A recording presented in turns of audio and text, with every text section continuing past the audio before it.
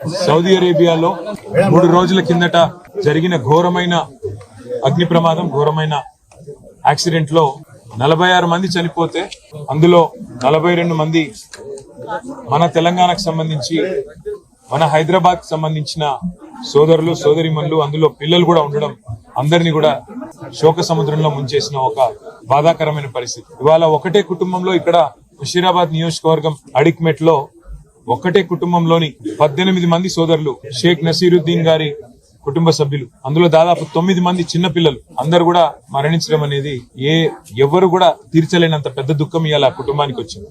అందుకే వారికి కొంత ధైర్యం చెప్పడానికి, వారితో పాటు తెలంగాణ సమాజం మొత్తం కూడా ఉన్నది. మేమందరం కూడా మీ బాధలో, అట్లాగే వారి కుటుంబ సభ్యులు ఎవరైతే ఇవాళ సౌదీ అరేబియా పోయారో వారికి బాసటగా నిలబడడానికి మా బృందం కూడా ఒకటి సౌదీ అరేబియా పోయింది. మా పెద్దలు మాజీ ఉప ముఖ్యమంత్రి మహమూద్ అలీ గారి కుమారుడు ఆజం అలీ గారు, అట్లాగే మా ఫార్మర్ వక్ఫ్ బోర్డు చైర్మన్ మసియుల్లా ఖాన్ గారు, వారితో పాటు మిగతా మిత్రుల బృందం కూడా సౌదీ అరేబియాలో అక్కడ అధికారులతో, అట్లాగే ఈ దివంగతులైన వారి కుటుంబ సభ్యులతో కలిసి పనిచేసి వారికి ఆఖరి క్షణాల్లో వారికి అండగా నిలబడడానికి, ఏమైనా కొంత సాయం చేయడానికి అక్కడికి మా బృందం కూడా పోయింది. వాళ్ళ వారి కుటుంబ సభ్యుల్ని ఇక్కడ పరామర్శించి వారికి ఏ రకమైన సహాయం కావాలి అన్న మా స్థానిక నాయకత్వం, మా ముఠా గోపాల్, మా ఎమ్మెల్యే గారు, అట్లాగే మా పెద్దలు మహమూద్ అలీ గారు, మా శ్రీనివాస్ యాదవ్ గారు, మేమందరం కూడా మీకు అండగా ఉన్నాము. మేమందరం కూడా మీకు అండగా నిలబడతాము. భవిష్యత్తులో కూడా, ఈ రోజే కాదు భవిష్యత్తులో కూడా మీకు ఏం అవసరం ఉన్నా కూడా పార్టీ ఉంటది. కేసీఆర్ గారు మమ్మల్ని అందరినీ పంపించారు మీ దగ్గరికి అని చెప్పి ఈ రోజు వారి దగ్గరికి రావడం జరిగింది. వారు చెప్పింది ఒకటే, అన్న ఈ దుఃఖ సమయంలో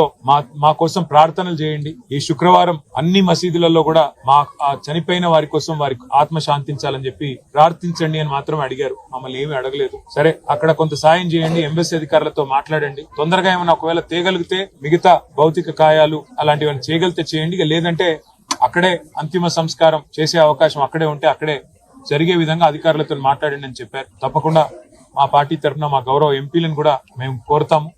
ఉన్నతాధికారులు, దౌత్య అధికారులు, భారత దౌత్య అధికారులతో కూడా మాట్లాడి వారికి అక్కడ సహకరిస్తామని చెప్పి కూడా చెప్పడం జరిగింది. వారి ఆత్మలు శాంతించాలని, చనిపోయిన వారి కుటుంబ సభ్యులు ఎవరైతే దివంగతులైన వారు, ఇంత పెద్ద దుఃఖం ఎవరికి రాకూడదు. ఒకటే కుటుంబంలో 18 మంది చనిపోవడం అంటే అంతకు మించిన బాధ అసలు చనిపోయిన వాళ్ళకంటే ఎక్కువ బతికిన వాళ్ళకి ఆ బాధ మిగిలిపోతుంది. అందుకే వారు మనోధైర్యంతో నిబ్బరంగా ఉండాలని చెప్పి ఆ భగవంతుని ప్రార్థిస్తూ, ఈ శోక సమయంలో మొత్తం మనందరం కూడా మతాలకు అతీతంగా, కులాలకు అతీతంగా వాళ్ళ కుటుంబాలకు అండగా నిలబడాలని చెప్పి కూడా మన సోదరులను కూడా ప్రార్థిస్తూ, మీ అందరికి కూడా ముఖ్యంగా మా పత్రికా మిత్రులకు కూడా ధన్యవాదాలు.